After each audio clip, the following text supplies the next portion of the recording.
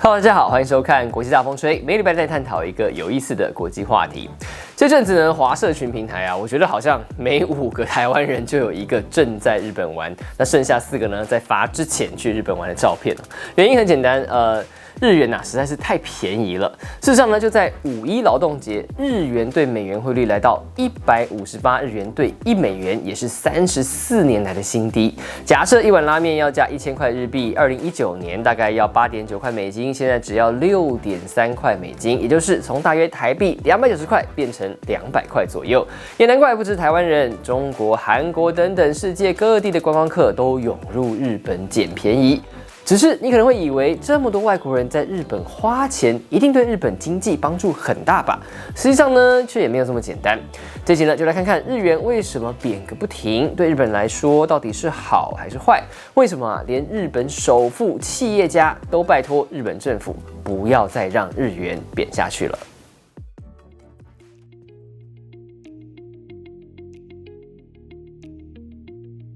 观光客实在太多了。日本河口湖这家便利商店前面总是挤满人潮，抢着跟富士山合照。为了避免拍照人流和路上车流交织造成交通事故，地方政府决定动工拉布条遮住这个美景。荷を積んで出ようと思ってもね、この通りが下手をすると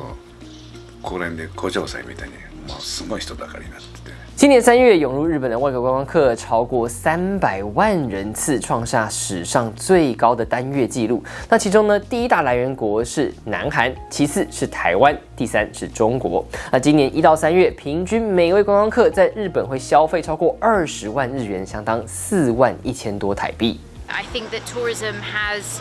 really ramped up here in Japan from what we've seen. We've actually been in sort of 4 or 5 different places in Japan the last 2 weeks. There was a lot of tourism. 关键原因就是外币换日元的汇率实在太优惠、太好买了。日元对美元汇率长期以来呢，就是不断下滑。从2021年到现在，币值已经蒸发了1/3，今年更跌到34年来的新低，相当于回到1990年代初期日本房地产泡沫化之后的水准。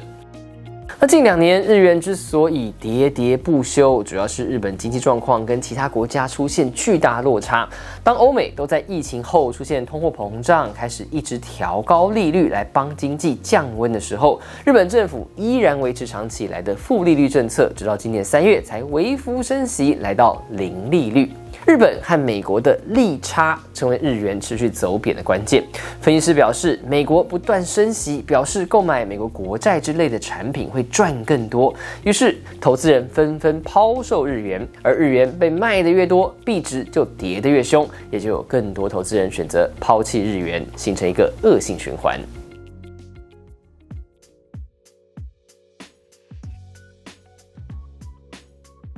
恶性循环讲的好像日元贬值是坏事，可是这么多人来日本花钱，难道不好吗？当然啦，对日本经济来说绝对是有帮助的只是日元贬值的冲击是有好有坏，不只是发观光财这么简单。先来看有哪些好处。由于日元贬值，在日本生产以日币计价的商品卖到海外市场，相对当地的外币来说，就会变得更便宜、更有竞争力。从电子3C 到汽车零件，对外销来说都是利多。当然啦，到日本观光的外国客变多，也是相同的理由。对于旅行社、餐旅业者来说，都能够拓展财源。但反过来说，出口虽然更划算了，在外国生产用外币计价的那些进口商品也就变得更贵了。从日本高度仰赖的外国石油和天然气，制造商从中国采购的零组件，到农夫耕田需要的化学肥料，甚至一般人吃的进口食品，通通是水涨船高。换句话说，凡是需要进口原物料的产品成本都变高了，当然也就只能选择涨价。问题是，对日本民众来说，物价变高，薪水却没有跟上。去年2月，全球疫情后都有通货膨胀的情况，日本消费者物价指数1年内涨了4%，是41年来的最高纪录。但在此同时，实质薪资却停滞长达30年没有成长。从1990年以来，薪水福利比较差的兼职和临时工占整体劳动力的比率，也从当年的20%变成现在40%。也就是说，日本人的薪水是变相压低了。那消费力变低，以内需市场为主的企业，当然也就无法成长。日本人出国旅游的时候，也会觉得日币不好花，去哪玩都好贵。虽然手上拿的是193国免签，号称全球最强的护照，但出国旅行的意愿却不高。大型旅行社就透露，像今年劳动节假期，虽然出国旅游的日本人比去年更多，但最多人选择的目的地是韩国首尔和台湾台北。这一些价格低、距离近、天数短的行程，主要就是为了省钱。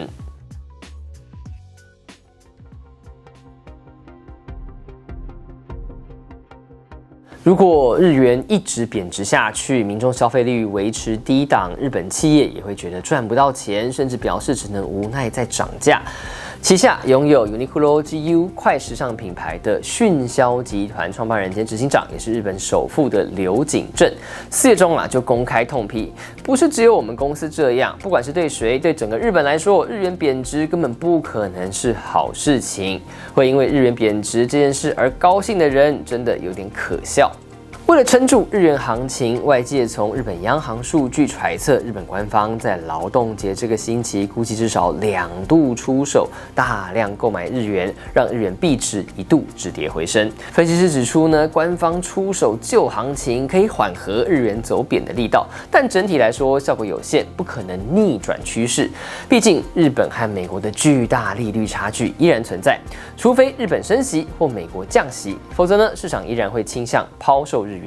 但目前评估起来呢，未来几个月这2种情况都不太可能发生，因此日元恐怕还会疲软好一阵子。如果说日元汇率代表日本经济的体质，那么专家表示，目前体质还没有真正改善。台经院研究员邱达生认为，日本央行结束长达17年的负利率政策只是第一步，但想改善经济，不能只有货币政策，还是需要强大的产业結構来支持。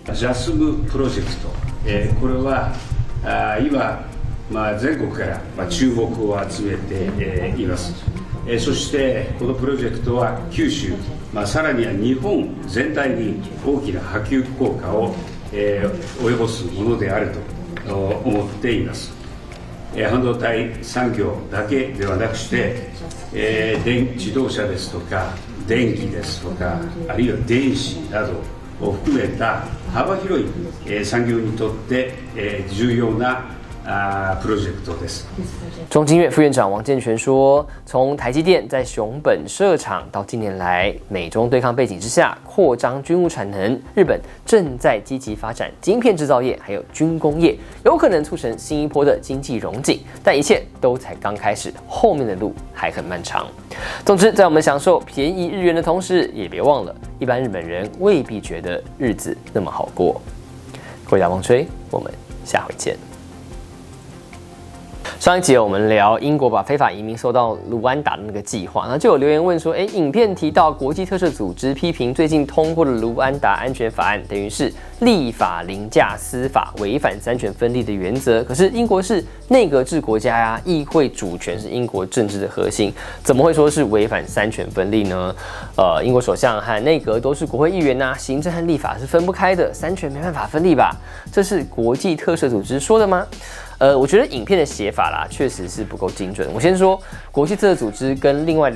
200多个公民团体有针对这个法案在英国上议院发表过一篇声明。那里面提到，就像影片说的，英国最高法院之前就已经裁定过卢安达不是一个安全第三国，但现在国会又通过这个卢安达安全法案，等于是用法案推翻最高法院的判决，而且也强迫未来法官呢都不能独立判断，必须要这个依法认定卢安达就是安全第三国。这些公民团也认为这个就违反了权力分立的原则和侵犯司法独立性。影片里说违反三权分立是不对的，声明的用语是违反权力分立原则。那英国跟美国不一样啦，没有直接把行政、立法、司法经典的三权分立写在宪法里面。英国的宪法是不成文的，是透过多年累积的法院判决、政治惯例、社会共识，慢慢形成一套最高原则。但是呢，可以肯定的是，在这一套最高原则当中，包含司法独立要跟行政权分开这个原则。怎么说呢？像2005年英国通过的这个宪法改革法案就是一个好例子哦。这个法案正式设立英国的最高法院，同时也让原本有不少司法权的国会上议院大部分司法权转移到最高法院去，包括呢原本兼任上议院议长的所谓大法官也要分权出去。这个大法官兼任上议院议长啊，本来既是内阁阁员，又是国会议员，还是最高法院的主席，而且又可以任命各级法院的法官，权力非常大。但是呢，法案通过之后，他就不是最高法院的法官喽。法官任命呢，也交给专门的委员会去处理。各种各样的规定哦，就是为了让司法跟行政立法更分立。那讲这些呢，只是要说了，就算在英国，立法和司法权力分立的原则还是存在的哦。同时，如果你对今天影片呢有任何想法，想听听看我们的意见，请用韩文跟你说这个 hashtag 来留言，我们就会挑一则来回应哦。